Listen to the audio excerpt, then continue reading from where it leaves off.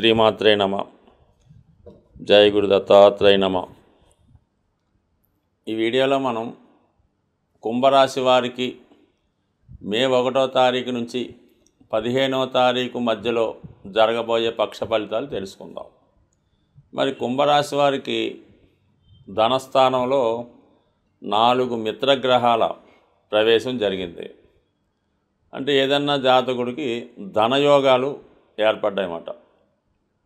అందులో ముఖ్యంగా శుక్రుడు ఈ రాశికి యోగకారకుడు. పైపిచ్చు రాష్ట్రాధిపతి శనితో కలిశాడు. ఇది ఒక విధంగా స్వశక్తితో మీరు ధనం సంపాదించడానికి కారణం అవుతూ ఉంటుంది. అలాగే మీ కుటుంబంలో ఉన్నటువంటి స్త్రీలకి ఉద్యోగ ఉపాధి అవకాశాలు రావడం జరుగుతూ ఉంటుంది. ఈ కారణం వల్ల కంపల్సరిగా మీరు ఏదైనా కొత్త ఆదాయ మార్గాన్ని అన్వేషించి తద్వారా మీరు మీ యొక్క ఆదాయాన్ని, కుటుంబ ఆదాయం కూడా పెరిగే అవకాశం ఉంది. ఎస్పెషల్లీ ఈ రాశిలో ఉన్నటువంటి స్త్రీలకి గతంలో మీరు పోగొట్టుకున్నటువంటి పదవి లేదంటే వ్యాపార సామ్రాజ్యాన్ని తిరిగి సాధించి తిరిగి మళ్ళా ఫామ్లోకి రావడానికి అవకాశం ఉంటుంది. ఇది అటు కళారంగంలో ఉన్న వాళ్ళకి, సినిమా రంగంలో ఉన్న వాళ్ళకి, ఇక సాఫ్ట్వేరు, ఫైనాన్సు, బ్యాంకింగు ఈ రంగాల్లో ఉన్న వాళ్ళకి మంచి అభివృద్ధి రావడం జరుగుతూ ఉంది. ఇక బుధుడు అష్టమాధిపతిగా ధనస్థానం కంపల్సరిగా ఆకస్మిక ధన సంపదని, దూరమైనటువంటి బంధువులు తిరిగి మీతో మీ కుటుంబంలో కలుసుకోవడం వల్ల మీ యొక్క కుటుంబ స్టేటస్ పెరుగుతుంది. ఏదో ఒక శుభకార్యం మీ కుటుంబంలో జరగడం వల్ల మీ యొక్క పోయినటువంటి ప్రతిష్ట తిరిగి సంపాదించుకోవడం జరుగుతూ ఉంటుంది. అలాగే విద్యార్థుల విషయంలో మాత్రం చాలా ఉన్నతమైనటువంటి విద్యాయోగం ఏర్పడింది. అంటే గతంలో మీరు ఏదో కారణం వల్ల విద్య మధ్యలో ఆపి ఉన్నా, లేదంటే మధ్యలో డిగ్రీకి పీజీకి గ్యాప్ ఇలాంటిది ఉంటే తిరిగి మీరు మళ్ళీ ఈ సమయంలో ఉన్నత విద్యలో ప్రవేశం పొంది దాన్ని కంటిన్యూ చేసే విధంగా తిరిగి మీ యొక్క విద్య కొనసాగే అవకాశం ఉంది. ఇది ఎక్కువగా రాహువు శని ఉన్నప్పుడు ఈ టెక్నాలజీ అంతా కూడా సినిమా, కెమెరా, టీవీ, అలాగే మన సాఫ్ట్వేర్ సంబంధించినవన్నీ కూడా తెలుస్తూ ఉంటాయి. శుక్రుడు శని కలిసి ఉండడం వల్ల అంటే కళారంగానికి, సినిమా రంగానికి సంబంధించింది. బుధుడు ఎంతసేపు ఎడ్యుకేషను, వ్యాపారం, ఎంబీఏ, కొత్త అడ్వాన్స్డ్ స్టడీస్ లాంటివి విద్యా సంబంధించిన విషయాల్లో అనేక రకమైనటువంటి మార్పులు మీరు దానికి కాలానుగుణంగా మీరు నేర్చుకొని అలాగే ఆ రంగాల్లో మీకు ధన సంపాదన జరిగే అవకాశం ఉంది. అంటే మొత్తం మీద ఒక 4 రకాలుగా మీ యొక్క ఆదాయం పెరుగుతుంది. వ్యక్తిగతంగా మీరు, మీ భార్య, మీ పిల్లలు, అంటే కుటుంబంలో అందరూ ఇంచుమించుగా ఏదో రూపంలో ధన సంపాదన వల్ల ఆటోమేటిక్గా ధన సంపాదన, కుటుంబ గౌరవం, ఐశ్వర్యం ఓకే, ఇంక నో ప్రాబ్లం. ఇంకా దాని తర్వాత ఏంటంటే కుజుడు 6వ స్థానంలో ఉన్నాడు. అంటే విజయస్థానంలో ఉన్నటువంటి కుజుడు మిమ్మల్ని కంప్లీట్గా సక్సెస్ వైపు, ముఖ్యంగా అప్పులు రుణాలు ఏమన్నా ఉంటే దాని నుంచి బయటపడతారు. అంటే రుణాలు అన్నప్పుడు ఏంటంటే కేవలం మనం ఫైనాన్స్గా ధనమే కాకుండా మీరు సంతానికి పెళ్లి చేయవలసి ఉన్నా, మీరు ఎవరికన్నా ఇంకా మీ పైన ఆధారపడిన వాళ్ళు ఎవరన్నా ఉంటే వాళ్ళని కూడా ఫుల్ఫిల్ చేసి రుణాల నుంచి బయటపడతారు. కోర్టు సమస్యల నుంచి బయటపడే అవకాశం ఉంది. నూతన ఉద్యోగ ప్రయత్నాలు ఫలిస్తాయి. ముఖ్యంగా ఏంటంటే పోటీలు లాంటివి ఏమైనా పెడుతున్నాం, లేదంటే ఈ పోలీస్ డిపార్ట్మెంట్కి, మిగతా కొన్ని డిపార్ట్మెంట్లకి కొన్ని ఫిజికల్ ఫిట్నెస్ సంబంధించినవి, కంటి పరీక్షలు లాంటివి చేస్తూ ఉంటారు కదా, అటువంటి వాటిలో సక్సెస్ వస్తుంది. ఇది ఎక్కువగా క్రీడారంగం వారికి, పోలీస్ డిపార్ట్మెంట్ వారికి చాలా ఉన్నతంగా హ్యాపీగా ఉండే అవకాశం ఉంది. వీటన్నిటికన్నా రవి 3వ స్థానంలో ఉన్నాడు, ఉచ్చలో ఉన్నాడు. ఈ కారణం వల్ల ఏంటంటే మీకు మీ ప్రయత్నానికి మీ అధికారంలో ఉన్నటువంటి మిత్రులు కానీ, అలాగే గవర్నమెంట్ అధికారులు కానీ మీకు ప్రోత్సహించి సహకరించే అవకాశం ఉంది. అంటే 3వ స్థానంలో ఉన్నటువంటి గ్రహం మనకి మన అభివృద్ధికి సహాయపడుతూ ఉంటుంది. ఇప్పుడు రవి సాక్షాత్తు ప్రభుత్వమే మీకు సహకరించే ప్లేస్లో ఉండడం జరిగింది. అందువల్ల మీరు రవిని ప్రసన్నం చేసుకోవడం, అంటే రవిని ప్రసన్నం చేసుకోవడం అంటే మీకు తెలిసినటువంటి ఓ అధికారం, ఒక రాజకీయ నాయకుడు, లేదంటే మీ యొక్క తండ్రి గారి ద్వారా ప్రయత్నం చేయడం వల్ల మీ యొక్క కార్యక్రమం సఫలీకృతం అయ్యే అవకాశం ఉంది. అంటే ఇన్ని గ్రహాలు మీకు అనుకూలంగా ఉండడం చాలా వరకు ఒక కొత్త అదృష్టాన్ని చెప్తుంది.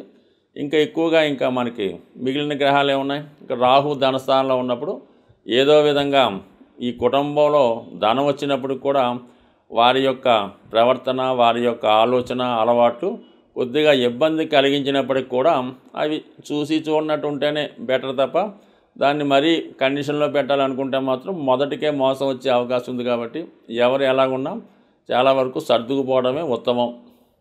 ఇక ముఖ్యంగా ఉన్నటువంటి గ్రహం మరి కేతు గ్రహం. అష్టమ స్థానంలో కేతువు అనుకోని విషయాల్లో, అంటే మనకి సంబంధం లేని విషయాల్లో కలగజేసుకుంటే కంపల్సరీగా మనకి ఏదో విధమైన ఇబ్బంది, నష్టం వస్తుంది. కాబట్టి ఏదైనా మనకి సంబంధం లేని విషయాల్లో కలగజేసుకుండా ఉంటేనే మంచిది. ఎక్కువ సమయం దైవ ప్రార్థనలో దైవాన్ని పూజిస్తూ ఉంటే చాలా ఉత్తమం. బట్ ఏదైనా ఒక 5 సంవత్సరాలుగా పడుతున్నటువంటి మీ ఆర్థిక సమస్యల నుంచి బయటపడతారు. దూరమైన బంధువులు తిరిగి కలుసుకోవడం వల్ల కుటుంబం అంతా హ్యాపీగా ఉంటుంది. సాధారణంగా మనం ఇప్పుడు రాసులు, గ్రహాలు, నక్షత్రాల ఆధారంగా ఈ గోచార ఫలితాలు మాత్రమే చెప్పడం జరుగుతుంది 12 రాశుల వారికి కూడా. అంటే ఒకే రాశిలో కొన్ని కోట్ల మంది ఉండడం జరుగుతూ ఉంటుంది. అందరికీ ఒకేలాగన్నది ఎప్పుడూ కూడా ఉండదు. మనం ఇప్పుడు చెప్పిన ఫలితాలు కొన్ని పాజిటివ్ ఉండొచ్చు, కొన్ని నెగిటివ్ ఉండొచ్చు. అయితే ఏంటంటే మీ యొక్క జన్మ జాతకంలో ఆ జన్మ పత్రికలో మీకు ఏదైతే రాసి పెట్టి ఉందో అది మాత్రమే గోచార రీత్యా ఆ ఫలితాన్ని మీరు అనుభవించేలాగా ఈ గ్రహాలు చేయడం జరుగుతూ ఉంటుంది. జాతకంలో లేనిది మనం ఎంత ప్రయత్నం చేసినా, గురువు ఎక్కడికి వచ్చినా కూడా జాతకంలో ఉంటేనే ఆ ఫలితం జరుగుతుంది. ముఖ్యంగా సంతానం, వివాహం ఈ రెండు కూడా పూర్వజన్మ సుకృతం బట్టి, పూర్వజన్మ ఫలితం బట్టి ఆధారపడి ఉంటుంది. అందువలన గురువు 5లోకి వచ్చాడంటే సంతానం కలుగుతుంది, మీరు చెప్పారు కలగలేదు.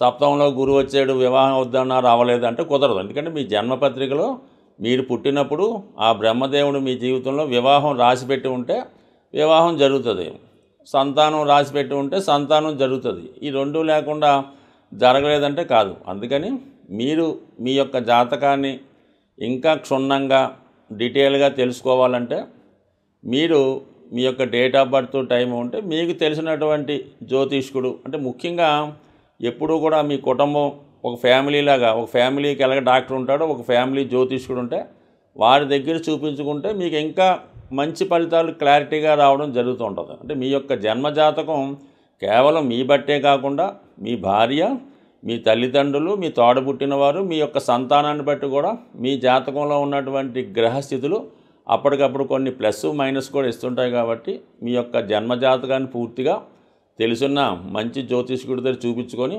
ఆ విధంగా మీరు ఫలితాలను తెలుసుకుంటే మీ జీవితంలో ఉన్నటువంటి సమస్యలు పరిష్కారం అయ్యే అవకాశం ఉన్నది. సో అలాగే ఏదన్నా జాతకంలో బలం పెరగాలంటే పుణ్య కార్యక్రమాల ద్వారా దైవ బలం పెంచుకునే అవకాశం ఉంది. అంటే ఎవరు ఎక్కువగా మనం దానం చేయడం వల్ల, ఇతరులకి సహాయం చేయడం వల్ల, వృద్ధులకి సహాయపడడం వల్ల మీ యొక్క పుణ్యఫలం పెరుగుతుంది. అంటే ఏదైనా అష్టమం అన్నది మన కష్టాలకు కారణమవుతుంది. మనం చేసే ధర్మాల ద్వారా, డొనేషన్స్ ద్వారా కంపల్సరీగా మీ యొక్క అదృష్టం పెరుగుతూ ఉంటుంది. ధర్మం అది చేసేటప్పుడు కూడా అది ఊరిగా పెద్దగా మనం ఈ పేరు చెప్పుకొని పబ్లిక్గా ఇంత దానం చేసాం, ఈ పలానా గుడిలో ఒకసారి ఏం చేస్తుంటారంటే ఏదో ఫ్యాన్ ఒకటి వేస్తుంటారు, దానిపైన పలానా వాడు ధర్మం అని రాస్తారు, అంటే డొనేషన్ అని రాస్తారు. అలా చేయడం వల్ల ఇంకా ఎక్కువ పాపం కలిగే అవకాశం ఉంది. భగవంతుడు మనకి ఇచ్చాడు, భగవంతుడే మన ద్వారా చేయించుకుంటాడు, కానీ మనం భగవంతుడికి ఇవ్వడం అనేది ఎక్కడన్నా ఆశాస్పదం. కాబట్టి అటువంటి ప్రయత్నాలు చేయకుండా సాధ్యమైనంత వరకు మీ యొక్క తాహతను బట్టి, మీ యొక్క స్థాయిని బట్టి కూడా ధర్మం చేయవలసి ఉంటుంది. లేనివాడు ₹1 ధర్మం చేసినా అది అతడి ఖాతాలో ధర్మ ఫలితం కలుగుతుంది. అయితే ఉన్నవాడు వాడి స్థాయిని బట్టి వాడు కూడా ₹1 చేస్తే వాడికి పెద్దగా ఫలితం రాదు, దానివల్ల ఉపయోగం కూడా లేదు. కాబట్టి ఏదన్నా ఒక పని చేసినప్పుడు అది అవతల వాడికి ఉపయోగం ఉండాలి, అది మీ యొక్క స్థాయికి తగ్గట్టుగా ఉండడం జరుగుతుంది. అందుకే మొత్తం మీద ఎక్కువ ధర్మ కార్యక్రమాలు చేయడం వల్ల కంప్లీట్గా మీ యొక్క దోషాలు పరిహారం అవుతాయి. అలాగే మూగజీవులకు కూడా సాధ్యమైనంత వరకు సేవ చేయడం అన్నది మంచిది. స్వస్తి.